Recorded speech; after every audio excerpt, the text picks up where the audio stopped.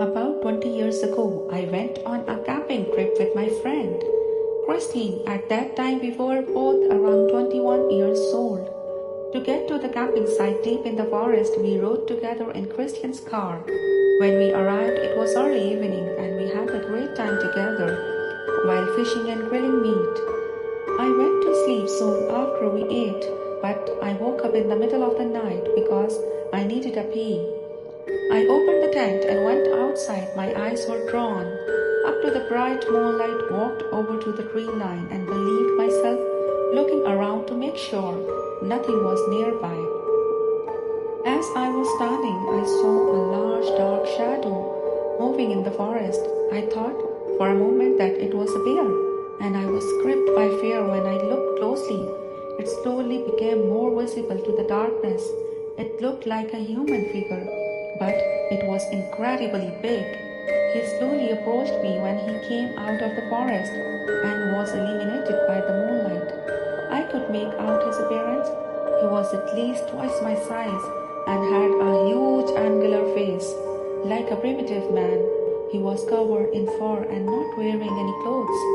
More noticeable than anything else, it was that he was making a strange sound that I had never heard before. It was like a sharp sound made by strongly scraping his vocal cords. Every time I heard it, I felt goosebumps race across my whole body. His face was clearly a human face, and although it was hard to see because it was covered in fur, it looked like he was smiling in his hands. He was holding large rocks. They were massive, around the size of basketball. He was holding each of the enormous rock with one hand. He didn't look to be straining at all, like they weren't heavy at all to him. He approached me slowly. I asked him who he was and what he needed, but he didn't seem to understand me. He seemed to be mumbling something, but it didn't sound like language. I felt an inexplicable sense of despair and fear rising from my stomach.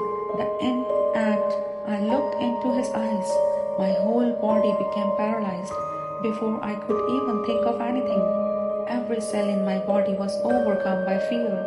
I had enough time to run to the tent, but my body wouldn't move looking back. Now I think I already instinctively knew that at the moment that there was nothing I could do. His physical ability was several times greater than mine, so even I ran.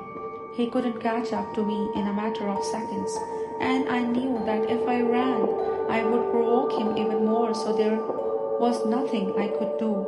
He was finally close enough to touch me. He looked at me curiously and felt the flesh on my arm, and then he pressed hard on my stomach with the back of his hand. It seemed as he wanted to know what was inside my stomach.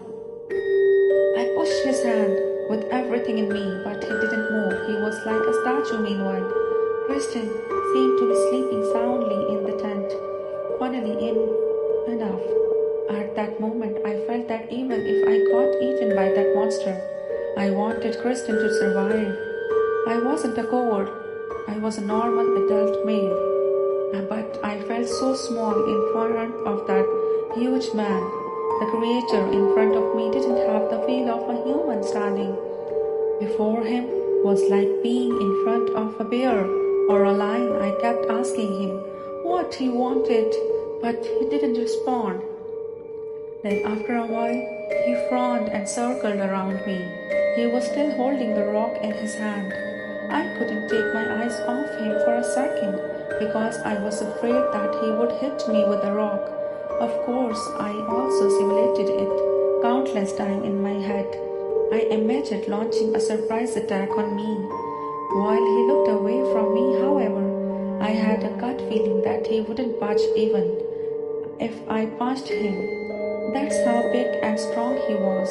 He circled around me once more and then slowly started to move away and finally seemed to lose interest in me. My head was dizzy as I watched him moving away. I guess I was so scared that I couldn't breathe properly. He suddenly started running incredibly fast and disappeared into the forest. admitted his motor skills were several times greater than a human's, and his running speed was so fast that my eyes couldn't barely keep up. I walked over to Kristen's tent and woke up. I told him what happened to me, but he seemed incredulous. But when he smelled that horrible stench coming from me and saw that I was drenched in sweat, he understood that something had really happened. We quickly packed up and drove away. I still don't know what the human or creature I saw that day was. What did he want from me?